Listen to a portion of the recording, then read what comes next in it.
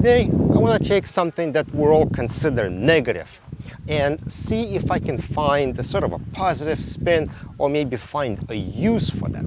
And what I'm talking about today is micromanagement. Now, of course, we associate micromanagement as a negative thing. No one likes to be micromanaged. Everyone hates it. You know, people talk about, oh, my boss is so micromanager, I can't stand it anymore. So are there times when micromanagement could be okay, or maybe even take it further where it may be necessary? So let's talk about that. But before we do, we're going to need to define a couple of things. First, we need to talk about the industry we're in, and well, we're also going to define what micromanagement actually is, just so we're all on the same page. Let's do that. All right, first we need to address that I am talking about litigation support. I'm not talking about computer programming, manufacturing, or something else. This is legal technology. And what we do is we usually don't have very exact procedures for what we do, and we kind of have to make things up as we go along. And that's really dangerous because of documents and work we deal with falls into two distinct categories. Category one is we have documents that we have to turn over or produce to the other side, and if we don't do it, if we make a mistake and exclude some of them, well, we're in violation of a court order. And on the other side, we have documents that are confidential to our clients, and we have to protect them at all costs. And if we expose them to the other side as somebody we shouldn't, well, we could lose a client case or worse. So we are dealing with an industry where there are no exact procedures for every step that we do, and we deal with highly sensitive documents. Okay, let's see how Wikipedia defines micromanagement.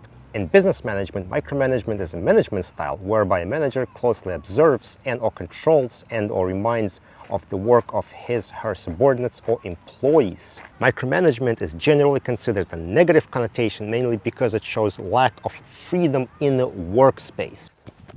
Okay, so is there a situation when such close supervision is required?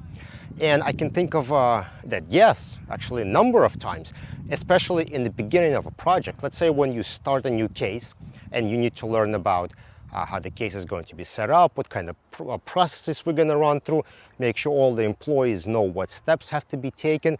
So this is where you have to be working very closely with your employees and make sure they understand certain specifics and check up on them to make sure they know what they're doing and they're doing the accurate thing that is required for that project.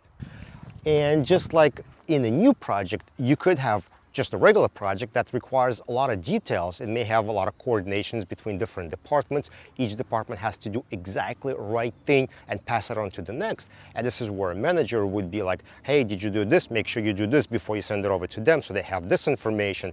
And then when they get it, you know, like, hey, did you get this from the other department? Make sure you print this on the bottom of the page because the client specifically said it has to be printed, and the cutoff for FedEx is so and so. And this is where people get like, oh, get out of my face, I got it, I can read the instructions. And certain managers or project managers or whoever would be like, look, I want to make sure this is done right on the first try. You know, I don't want to have any chances of missing a FedEx window and then not getting client data on time. Now, my favorite time is when people actually ask me to get involved is whenever people forget how to do a certain project. Maybe there was a case that was went on hold for like 6 months, and it comes back and everyone's like, oh, what did we do there? How did we do that? And then this is where I need to get involved. Like, all right, look at this. This is how we update this field. This is what we do there. This is how we do exhibits. This is how we do that.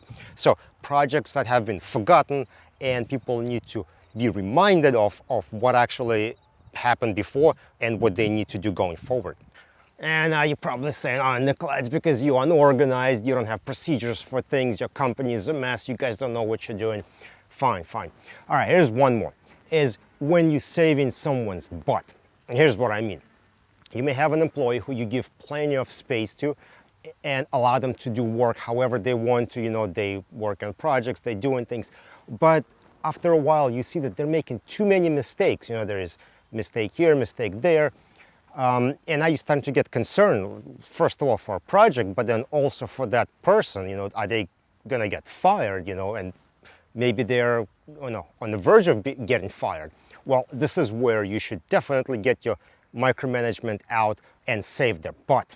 And I definitely had to do it a number of times in my department. I had people who would just making mistakes after mistakes, and the only way to fix it was me basically pulling up a chair and sitting next to them and dictating them step by step what they should be doing. And whenever I feel like they're okay for a little bit, I would take a step back, and whenever they get to a complicated part, I would be right up there with them, making sure they're doing the work exactly how it needs to be done. So yeah, it's micromanagement, but I was literally saving their job. So as far as me personally, my management style, well, I go on both ends of the spectrum, right? There's some projects that come in that, let's say they're regular process and job, and I know my team's gonna handle, so I don't even bother checking up with them. I know they got it, I know they'll take care of it, I know it's going to be fine. And on the other hand, if I see that a project could potentially fail, I will take it as far as I described before.